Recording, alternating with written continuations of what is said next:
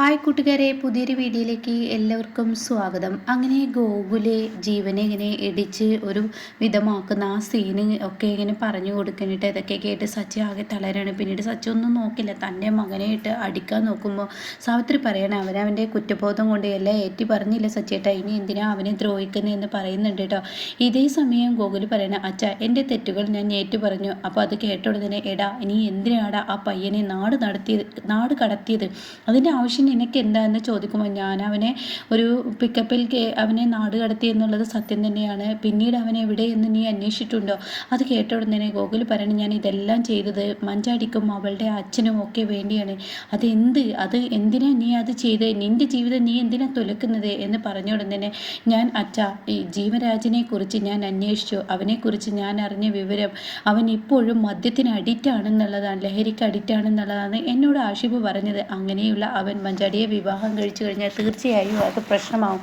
പക്ഷേ ഈ സത്യങ്ങളെല്ലാം, ഈ കുറ്റങ്ങളെല്ലാം ഞാൻ ഒറ്റയ്ക്ക് ഏറ്റെടുക്കുകയാണെങ്കിൽ ഇതിലൊരു പ്രശ്നമില്ല. പക്ഷേ മാഷ് ഇതെല്ലാം അറിയായിരുന്നു എന്നുള്ള സത്യം മാഷ് പറഞ്ഞു കഴിഞ്ഞാൽ തീർച്ചയായും ഈ പ്രശ്നങ്ങൾ വേറൊരു രീതിക്കാണ് പോകുന്നത് എന്ന് പറയാൻ കേട്ടോ. അപ്പോൾ ഇത് കേൾക്കുന്ന സച്ചി പറയണം, അതെന്താടാ നീ അങ്ങനെ പറഞ്ഞത്? ഒന്നുമില്ല, മഞ്ചാടി സ്വന്തം അച്ഛനെ വെറുക്കും, പിന്നീട് ഒരുപാട് പ്രശ്നങ്ങൾ നേരിടേണ്ടി വരും എന്നൊക്കെ ഇങ്ങനെ പറയുമ്പോൾ, മോനെ എന്നാലും നീ നിൻ്റെ തെറ്റുകൾ ഏറ്റു പറയാൻ നീ തയ്യാറായല്ലോ, അതെന്നെ വലിയ കാര്യം എന്ന് പറയുമ്പോൾ സച്ചി പറയണം, അത് നീ പറയുന്നത് ശരിയാണ്, ഒരിക്കലും മാഷിനെ ഇതിലോട്ട് വലിച്ചഴക്കണ്ട.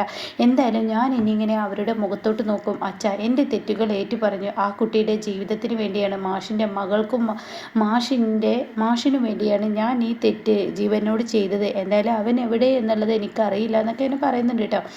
പിന്നീട് അത് കഴിഞ്ഞതിന് ശേഷം രഘു അമ്പിളിയാണ് കാണിക്കുന്നത്. അപ്പോൾ രഘു ഇങ്ങനെ വന്നിരിക്കുകയാണ്. അപ്പോൾ രഘുവിനോട് അമ്പിളി പറയാണ്, ഇവിടെ എന്തൊക്കെ ചർച്ചയും കാര്യങ്ങളൊക്കെ നടക്കുന്നുണ്ട്, നാളെ അച്ഛൻ പോലീസ് സ്റ്റേഷനിൽ പോവുകയാണെന്നാണ്. അതെന്തിനാടി നിൻ്റെ അച്ഛൻ പോലീസ് സ്റ്റേഷൻ? അതൊന്നും എനിക്കറിയില്ല, ഞാനൊരു കാര്യവും ചോദിക്കാറില്ല, ഒന്നുമില്ല, ഞാൻ എൻ്റെ ജോലി കൂലി അതൊക്കെ എങ്ങനെയായി നടക്കുന്നു, അല്ല അതൊന്നുമല്ല എന്നൊക്കെ അങ്ങനെ പറയുമ്പോൾ, എന്നാലും എടി അമ്പിളി നീ എന്താ ഇങ്ങനെ ആയിപ്പോയത്, എന്തിനാണ് നാളെ പോലീസ് സ്റ്റേഷനിൽ പോകുന്നതെന്ന് നിനക്ക് അന്വേഷിക്കാതിരുന്നില്ല? ജീവനെക്കുറിച്ച് എന്തൊക്കെ വിവരങ്ങൾ തിരക്കാനാണെന്ന് തോന്നുന്നു, ഡീറ്റെയിൽ ആയി അന്വേഷിക്കാൻ ഞാൻ പോയില്ല. അമ്പിളി ഞാനൊരു കാര്യം ചോദിക്കട്ടെ, നീ നിൻ്റെ അച്ഛനെ നിഴലായി നടന്നിരുന്ന ഒരു പെൺകുട്ടിയായിരുന്നു, നിനക്ക് നിൻ്റെ അച്ഛനില്ല അത് ജീവിക്കാൻ കഴിയില്ലായിരുന്നു, നിൻ്റെ അച്ഛൻ എന്ന് മാത്രം പറഞ്ഞ് നടന്നിരുന്നത് നീ എങ്ങനെ ഇത്രത്തോളം മാറി? എന്തായാലും നീ ആ പണം തന്നപ്പോൾ നിനക്ക് വാങ്ങായിരുന്നു. അത് കേട്ട ഉടനെ, അത് വേണ്ട രഘുവേട്ടാ, ഈ പണം മറ്റുള്ളവരുടെ കയ്യിൽ നിന്ന് വാങ്ങി അത് രക്ഷപ്പെട്ട് കഴിഞ്ഞാൽ തീർച്ചയായും അത് നാളെ ഒരു ചോദ്യമാവും, എൻ്റെ കയ്യിൽ നിന്ന് കിട്ടിയതല്ലേ എന്നുള്ളത് പറച്ചിലാവും, അതൊക്കെ ഒഴിവാക്കി ഏറ്റവും നല്ലതല്ലേ രഘുവേട്ടാ ഇത് എന്ന് പറയുമ്പോൾ, അല്ല നീ തന്നെ അല്ലായിരുന്നു എല്ലാവരുടെയും കയ്യിൽ നിന്ന് പണം വാങ്ങിയിട്ട് നീ കാര്യങ്ങൾ ചെയ്യുന്നത്, നീ തന്നെ അല്ലായിരുന്നു പറഞ്ഞിരുന്നത്, ഇപ്പം എന്താ നിനക്ക് ഇങ്ങനെയൊരു മാറ്റം എന്ന് ചോദിക്കുമ്പോൾ, അത് തെറ്റായിരുന്നു എന്ന് എന്നെ ഇപ്പോൾ പഠിപ്പിച്ചു. കാരണം ഇതിൻ്റെ സുഖം അത് വേറെ തന്നെയാണ്, സ്വന്തമായി നയിച്ച് ഒരു വരുമാനം ഉണ്ടാക്കുന്നതിൽ അതിൽ വേറെ സുഖമുണ്ട്. മറ്റുള്ളവരുടെ ഇതുകൊണ്ട് ഒരു ബിസിനസ് ചെയ്ത് കഴിഞ്ഞാൽ അത് ബുദ്ധിമുട്ടാണ് എന്നൊക്കെ പറയുമ്പോൾ രഘുവരന് നീ പറയുന്നത് ശരിയാണ്, എന്തായാലും അമ്മാവനെ ഞാനൊന്ന് കാണട്ടെ, എന്നിട്ട് കാര്യങ്ങളൊക്കെ തിരക്കട്ടെ എന്ന് പറഞ്ഞ ഉടനെ തന്നെ അമ്പിളി പറയണം, മിണ്ടരുത്, അമ്മാവനോട് ഇക്കാര്യത്തെക്കുറിച്ച് ചോദിക്കണം, നിങ്ങളോടൊന്നും എൻ്റെ അച്ഛൻ പറഞ്ഞിട്ടില്ല, പിന്നെ നിങ്ങൾ ചോദിക്കാനും പോണ്ട പറയാനും പോണ്ട, പിന്നെ എന്തൊക്കെ പ്രശ്നമുണ്ടെങ്കിലും നാളെ നിങ്ങൾ ഓട്ടത്തിന് പോകണം, ഓൺലൈൻ ഓട്ടം മുടക്കരുത്, ഇനി നമ്മുടെ ജീവിതം കഴിഞ്ഞിട്ട് മതി മറ്റൊരു ജീവിതം, മറ്റുള്ളവരുടെ കാര്യത്തിന് ഓട്ടം എന്നൊക്കെ ഇങ്ങനെ പറഞ്ഞിട്ട് അത് കേൾക്കുന്ന രഘുവിന് അത്ര ഇഷ്ടപ്പെടില്ല. രഘു അകത്തോട്ട് കയറി പോകുമ്പോൾ അമ്പിളിക്ക് മനസ്സിലായി. അങ്ങനെ അമ്പിളി റൂമിൽ ചെല്ലുമ്പോൾ രഘു കിടന്നിട്ടുണ്ടാവും കേട്ടോ. അപ്പോഴേക്കും അമ്പിളി ലൈറ്റൊക്കെ എടുത്ത് രഘുവിനെ കെട്ടിപ്പിടിക്കുമ്പോൾ രഘു തട്ടി മാറ്റിയാണ്. അപ്പോൾ തന്നെ അമ്പിളിക്ക് കാര്യം മനസ്സിലായി, രഘുവിന് അത് ഇഷ്ടപ്പെട്ടിട്ടില്ല എന്ന്. പിന്നീടാണെങ്കിലോ നേരം വെളുത്തൊരു സീനാണ്, ഇങ്ങനെ മാഷ് പേപ്പറൊക്കെ എടുക്കുകയാണ്. അപ്പോൾ ഒരു ചിരി വന്നിട്ട്, ഇത്ര നേരത്തെ പോണച്ചാൽ രാവിലത്തെ ഭക്ഷണം കഴിച്ചിട്ട് പോയാൽ പോലെ എന്നൊക്കെ പറയുമ്പോൾ, അത് പറ്റില്ല മോളെ, പോലീസുകാരുടെയൊക്കെ സ്വഭാവം എന്ന് പറഞ്ഞാൽ അവർ പറഞ്ഞ ആ കറക്റ്റ് ഡേറ്റിന് എത്തിയില്ലെങ്കിൽ അവരുടെ സ്വഭാവം അങ്ങ് മാറും, അപ്പോൾ അതിനുള്ള ഇടം ഞാൻ കൊടുക്കരുതല്ലോ, ഞാൻ പോട്ടെ എന്നൊക്കെ ഇങ്ങനെ പറയണേ. അങ്ങനെ ഇരിക്കെ ഈ രഘു വരികയാണ് കേട്ടോ. അപ്പോൾ രഘു വന്നോടെ തന്നെ രഘു ചോദിക്കുന്നുണ്ട്, എന്തിനാ അമ്മാവ എന്നെ എല്ലാത്തിൽ നിന്നും എന്നെ എങ്ങനെ അകത്തി മാറ്റുന്നത്, ഞാൻ എന്ത് തെറ്റാ ചെയ്ത്? അത് കേൾക്കുന്ന മാഷ് പറയണേ, നീ എന്ത് തെറ്റ് ചെയ്തു? നീ ഒരു തെറ്റും ചെയ്തില്ല, പിന്നെ എന്താ ഈ വീട്ടിൽ നടക്കുന്ന ഒരു കാര്യം എന്നോട് പറയാത്ത? എന്ത് കാര്യം എന്നോട് പറയാതിരുന്നത്?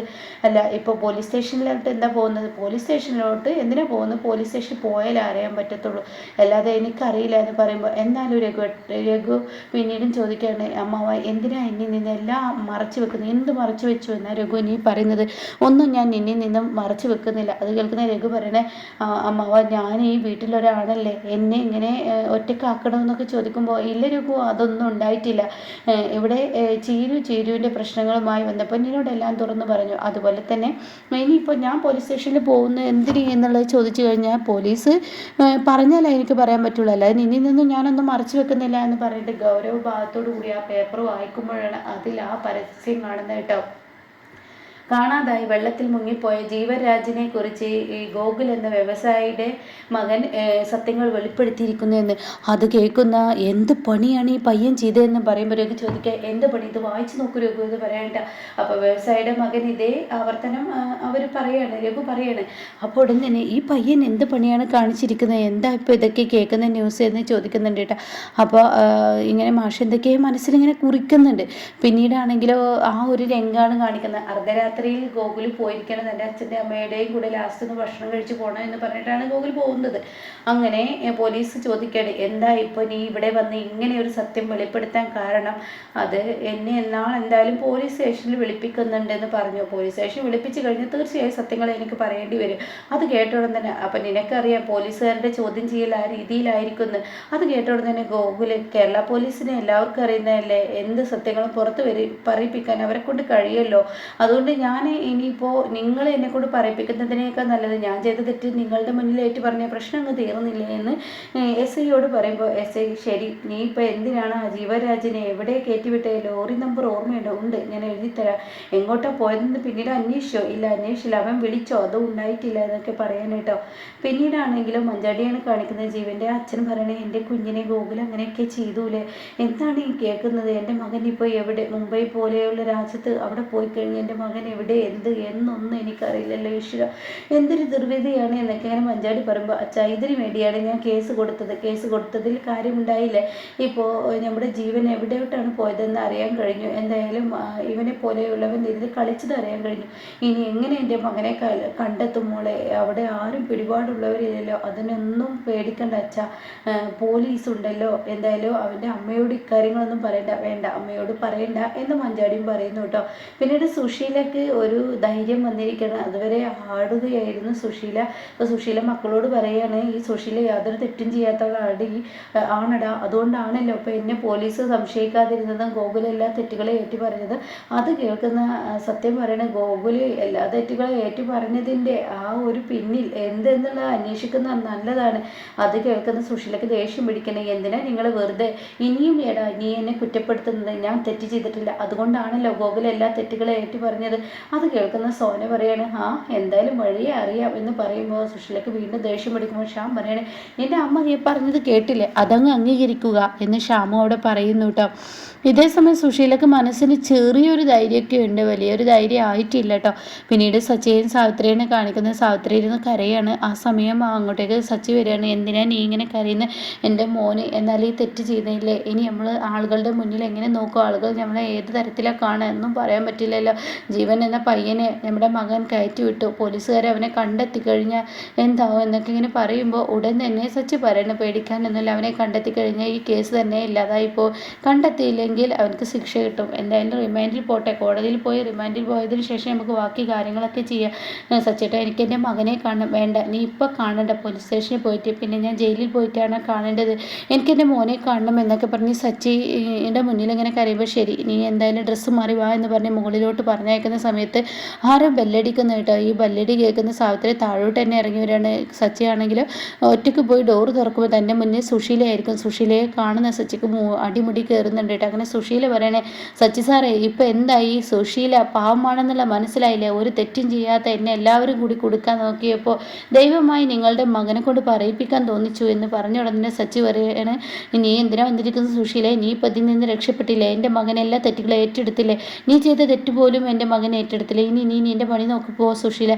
അങ്ങനെയല്ല സാറേ, ഞാൻ പ്രാർത്ഥിക്കുന്ന ദൈവങ്ങൾ എൻ്റെ വിളിക്ക് ഉത്തരം നൽകിയതാണ് എന്നൊക്കെ പറയുമ്പോൾ സാവിത്രിക്ക് ദേഷ്യം വന്നോട്ട് സാവിത്രി പുറത്തോട്ട് കിടന്നു വരികയാണ്. ഇതേ സമയം സാവിത്രി പറയണേ, നിങ്ങൾ പ്രാർത്ഥിക്കുന്ന ദൈവങ്ങളല്ല, നിങ്ങൾ എൻ്റെ മകനെ ശപിച്ചതുകൊണ്ട് എൻ്റെ മകൻ നിങ്ങളെ കുറ്റങ്ങൾ ഒന്നും നിങ്ങളുടെ തലയിൽ ഇടാതെയും കണ്ടിട്ട് എൻ്റെ മകൻ എല്ലാ തെറ്റുകളും ഏറ്റിരിക്കുകയാണെന്നൊക്കെ ഇങ്ങനെ പറഞ്ഞ് സാവിത്രി ചൂടാവുകയാണ്.